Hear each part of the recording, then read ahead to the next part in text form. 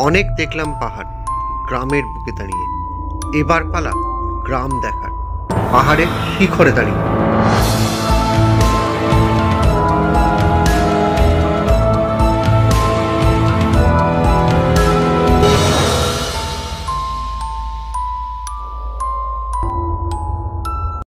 সকাল 7:30তেও আমার মাথায় ছিল না যে আজ ট্রেকিং করব, তবে সিদ্ধান্তটা কখন নিলাম ভিডিওটা দেখুন, ঠিক উত্তর পাবেন। Good morning. আজকে গড়পঞ্চকোট, পাঞ্চেত, মাইথন, জয়ন্তী পাহাড় ভ্রমণ সিরিজের আজকে আমাদের দ্বিতীয় দিন। গত রাতে আপনাদেরকে কথা দিয়েছিলাম যে রিসর্টটা ঘুরে দেখাবো, তাই প্রথমেই একটা রিসর্টের উপর ছোট ট্যুর হয়ে যাবে। এটা হচ্ছে গড়পঞ্চকোট প্রকৃতি পর্যটন কেন্দ্রের রিসেপশন। আমার ঠিক পেছনে রিসেপশনের ঠিক ওপরেই হচ্ছে সুপার ডিলাক্স রুম আছে। যেহেতু রুমগুলো বুক, সেহেতু দেখাবার কোনো প্রভিশন এখানে এই মুহূর্তে নেই। রিসেপশন থেকে একটুখানি এগোলেই বাঁদিকে পার্কিং এরিয়া। ঠান্ডাটা বেশ ভালোই পড়েছে এবং শিশিরও বেশ ভালোই পড়েছে। কুয়াশার জন্য কীরকম অবস্থা হয়েছে কাজগুলো। আরও একটু এগোলেই সামনে দেখতে পাবেন ডাইনিং এরিয়া। এখানেই কিন্তু কাল দুপুরে আমরা লাঞ্চ করেছি। চলুন এবার ডাইনিং এরিয়ার বাঁ দিকটা প্রথমে ঘুরে দেখি। গড়পঞ্চকোট প্রকৃতি পর্যটন কেন্দ্র হলো গড়পঞ্চকোটের একদম প্রথম দিককার রিসর্ট, তাই এখানে জঙ্গলের অনুভূতিটা কিন্তু খুব ভালো করে পাবেন। একদিকে জঙ্গল আর একদিকে কটেজ, এ এক অন্য অনুভূতি। ডাইনিং এরিয়ার পাশেই প্লেগ্রাউন্ড কাম সিটিং এরিয়া আছে। এখানে বসে আপনার সময়টা খুব অদ্ভুতভাবে কেটে যাবে, কেন কি এখানে বসে যে বিউটিটা পাবেন না, সেটা কোনোভাবেই এক্সপ্লেন করা যাবে। এবার সংলগ্ন বাগানটা এক ঝলক দেখে নেওয়া যাক।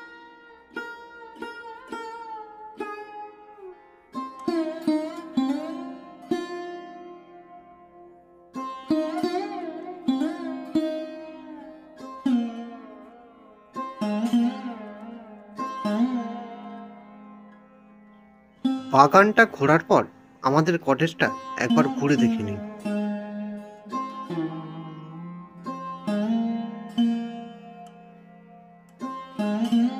কটেজের ঠিক নিচে ছিল 10 বেডের ডরমেটরি, আর ডরমেটরির উপরেই ছিল আমাদের আজকে রাত্রিবাসের জায়গাটা।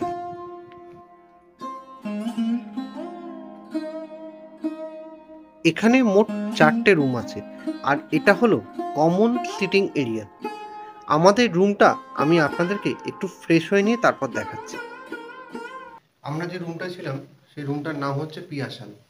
কি কি দিয়েছে আপনাদেরকে একবার বলে দিই। আলমারি, কাপড় জামা রাখার জন্য হ্যাঙ্গার আছে, আয়না, টেবিল, আর এছাড়া ছিল 2টো কাপ, 2টো গ্লাস, একটা ইলেকট্রিক কেটেল। রুমটায় অনেকগুলো জানলা আছে, যে কারণে রুমটা খুব এয়ারি। আর এটাই হচ্ছে আমাদের বেড। এছাড়াও আছে একটা টিভি আর সঙ্গে সেট টপ বক্স। চলুন এবার বাথরুমটাকে একবার দেখা যাক। কমপ্লিমেন্টারি হিসেবে পেয়েছি 2টো চিরুনি, সাবান, শ্যাম্পু, টুথব্রাশ, টুথপেস্ট, চিনি আর চায়ের স্যাশে। রিসর্ট থেকে চেক আউট করে বেরিয়ে পড়লাম লোকাল সাইট সিনের জন্য। জায়গার ইতিহাস ভালো করে জানতে একজন গাইডের সাহায্য নিলাম। উনি এই জায়গা নিয়ে অনেকগুলো গল্পও বললেন। একটা ছোট গল্প আপনারাও শুনে নিন। আর এই দামোদর নদকে পশ্চিমবঙ্গে দুঃখ বলা হতো যখন এই ড্যাম ছিল না। তার আগে পুরো এরিয়াটা জলমগ্ন ছিল। একসময় বর্গি হানা হতো, আলীবর্দী খান এরা সব আসতো। শত্রুপক্ষ জলপথে কিভাবে আসছে না আসছে দেখতে পাওয়ার সুবিধার জন্য পাহাড়কে কেন্দ্র করে গড় বানানো হয়েছিল। 7.5 কিলোমিটার হিল টপ, ওখানে একটা ডাইনিং হলের মতো স্ট্রাকচার রয়েছে, সেখান থেকে ভিউ দেখার সুবন্দোবস্ত ছিল। এই পাহাড় কিন্তু পুরুলিয়ার সব থেকে উঁচু পাহাড়, 2200 ফিট, মিটারে 700 মিটার। এখান থেকে 5টা চূড়া পরিষ্কার দেখায়, এজন্য পঞ্চকোট বলছে। পৌঁছে গেছি আমরা গড়পঞ্চকোটের একটি মাত্র মন্দির, যেটা পূর্ণ অবয়বে আছে। এটি পঞ্চরত্ন টেরাকোটা নির্মিত দক্ষিণ এবং পূর্ব দুয়ারি রাস মন্দির। যেহেতু এই মন্দিরের 5টা চূড়া, তাই এর আরেক নাম হলো পঞ্চরত্ন মন্দির। এখনো এখানে মন্দিরে রাধাকৃষ্ণের প্রতিমা অধিষ্ঠিত আছে এবং প্রতিদিন এখানে পূজার্চনাও হয়।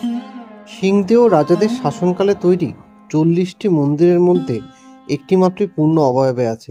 বাকি মন্দিরগুলো অবস্থা কিরকম সেটা স্বচক্ষেই একবার দেখে নিন।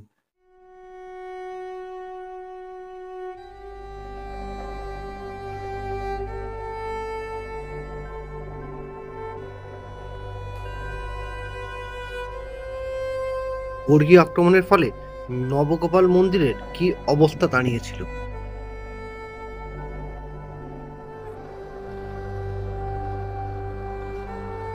মন্দিরগুলি বর্তমানে আর্কিওলজিক্যাল সার্ভে অফ ইন্ডিয়া রক্ষণাবেক্ষণ করছে।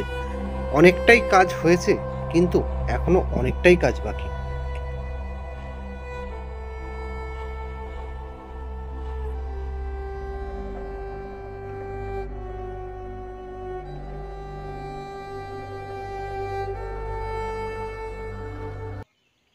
গড়পঞ্চকোট যে শুধু ইতিহাসের জন্য বিখ্যাত নয়, এখানে বিভিন্ন রকম গাছগাছালিও পাওয়া যায়, যেমন কুলেখাড়া গাছ। দেশলাই কাঠি যে তৈরি হয় তারও গাছ কিন্তু এখানেই পাওয়া যায়। এছাড়া আছে শাল, শিমুল, অশ্বত্থ এবং অনেক রকমের ঔষধীয় গাছ এখানে দেখতে পাওয়া যায়, যেগুলোর কোনোটাই কিন্তু চাষ করা হয় না। তাও স্বাভাবিকভাবে এগুলো কিন্তু নিজে থেকেই তৈরি হয়। এবারে এখান থেকে 300 স্টেপ উঠে একটা ভিউ পয়েন্ট আছে, সেখানে যাব। দেখি, রাস্তাটা তো বলছি বেশ কষ্টসাধ্য, একবার ট্রাই করে দেখি। আমাদের গাইড স্বপনবাবুর কথা অনুযায়ী এবং স্থানীয় লোকেদের কথা অনুযায়ী উপরে দুটো মন্দির, খুব সুন্দর চারপাশ দেখার জন্য ভিউ পয়েন্ট এবং নহবতখানা আছে। সেটা খুব কম সংখ্যক লোকই যায়। আমরা একবার চেষ্টা করেই দেখি পৌঁছতে পারি নাকি।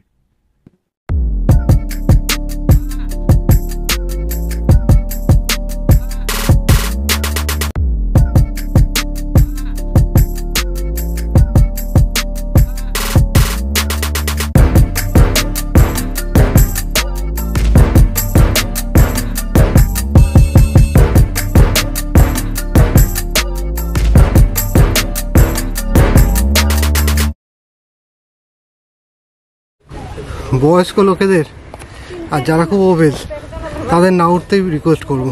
আমাদেরই উঠতে ঘাম বেরিয়ে গেছে, দেখতেই পাচ্ছেন। যেটা আমাদের কাছে সকাল্লাদ, সেটা এই আদিবাসী মহিলাদের কাছে নিত্য প্রয়োজনীয় ব্যাপার। প্রত্যেক 3 দিন অন্তর খালি পায়ে এরা জ্বালানির সন্ধানে এই ওপরেই ওঠে। তোরণদ্বার দিয়ে ঢুকে আমরা প্রথমেই দর্শন করতে চললাম শ্যাম রঘুনাথজির মন্দির। দেখুন তৎকালীন আর্কিটেকচার কত উন্নত ছিল।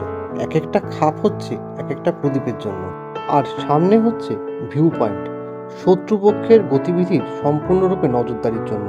কিন্তু কালের বিবর্তনে এখন জঙ্গল ছাড়া এটা আর কিছুই নয়। আর সামনে দেখুন পঞ্চকোট পাহাড়ের নাজারা, কি সুন্দর লাগছে সামনে থেকে পাহাড়টাকে। এবারে পাশে উপস্থিত আরেকটা মন্দির দেখতে আমরা যাব, তবে এক্ষেত্রে আমাদের কাঠির খোঁচা, ডালের খোঁচা এগুলো খেয়েই যেতে হবে।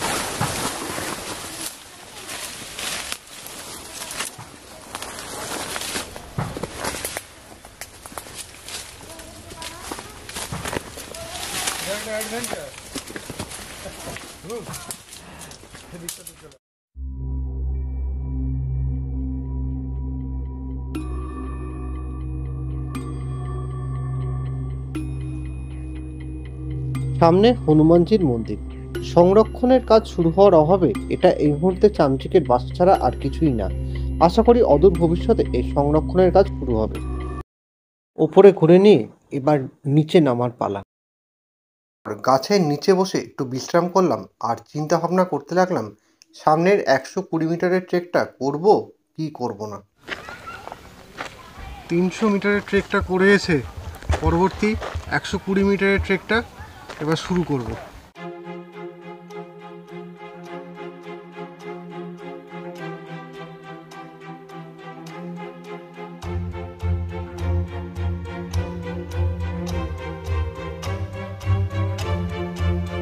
ঠিকই বলে, কষ্ট করলে কেষ্ট মেলে। তাই সামনে দুর্গা মন্দিরটা এবার দেখতে পাচ্ছি। এখন আপনারা এসছেন পাহাড়ের সন্নিকটস্থ আটচালা মন্দির, দুর্গা মন্দির। এখনও গ্রামাঞ্চলে যে দুর্গা পূজা হয় সে দুর্গা মণ্ডপগুলো এই আদলে। এতেও প্রচুর পরিমাণে টেরাকোটার কাজে ভরা ছিল। এটাও জোড় বাংলার আকারে, মাঝের দেওয়ালটা জোড়া, এদিকে একটা মন্দির ওইদিকে একটা মন্দির, প্রতিমা থাকতো ওইদিকে সদর দরজা দিয়ে। সেই সময় ঢাক বাদ্য বাজনা এই সমস্ত বাজাতো। এবার গড় দেখব আর তার সঙ্গে ইতিহাসের কিছু কথা বলবো। এখানকার ইতিহাস মূলত জনশ্রুতি। এখানে অনেকদিন রাজত্ব করেছিলেন সিংদেওরা। রাজা জগৎ সিংদেও নামে ঝাড়খণ্ডের রাজা বুড়ি যাওয়ার পথে এখানে রাত্রিবাস করেন। সঙ্গে ছিলেন সন্তান সম্ভবা স্ত্রী। তিনি একটি পুত্র সন্তানের জন্ম দেন, কিন্তু দুর্ভাগ্যবশত তারা তাকে মৃত বলে মনে করেন এবং পরের দিন স্থানটি পরিত্যাগ করেন। পরে স্থানীয়রা আবিষ্কার করেন শিশুটি জীবিত, আর তখন স্থানীয় 7 জন কৃষক সন্তানটিকে বড় করেন এবং ছেলেটির নাম রাখেন দামোদর। এই দামোদরই হচ্ছে এখানকার সিংদেও রাজত্বের প্রতিষ্ঠাতা। পরবর্তীকালে বীর হাম্বির এলাকাটি দখল করেন, কিন্তু সিংদেওরা জায়গাটার পুনর্দখল নেন পরে। 1740 সালে ব্যাপারটা অন্যরকম হয়ে গেছিল। তখন বাংলার মসনদ দখল করেন আলীবর্দী খাঁ। আলীবর্দী খাঁ সরফরাজ খাঁকে হারিয়ে বাংলার শাসক হিসাবে নিজেকে প্রতিষ্ঠা করেন। প্রতিশোধ পরায়ণ হয়ে সিরফিরাজ খানের শালা রুস্তম জং মারাঠাদের বাংলা আক্রমণের নিমন্ত্রণ জানান। বর্গী আক্রমণে এই স্থান ধ্বংসপ্রাপ্ত হয়।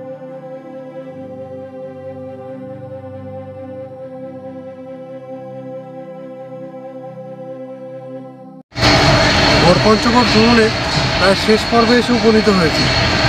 এইবারে আমরা দেখতে যাব উপরে, সিঁড়ির সামনে দেখা যাবে বিরিঞ্চি বাবার মন্দির, আর তার সঙ্গে হচ্ছে হনুমান ধাম।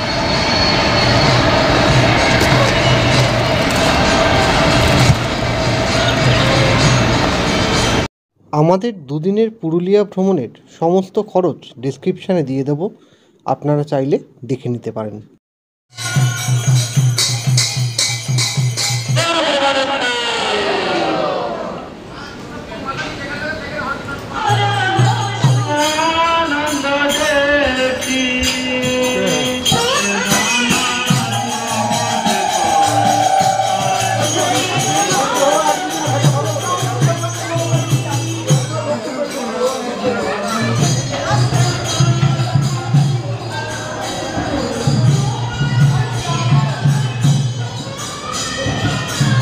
পঞ্চগড় থেকে বেরিয়েছি, তখন বাজে প্রায় 15 দিন।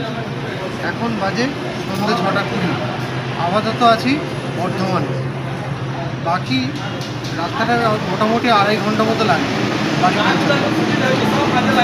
পঞ্চগড় সিরিজের ব্লগটা এখানেই আপাতত শেষ করছি। দেখা হবে পরবর্তী পর্বে আবার নতুন করে গল্পকথার সঙ্গে।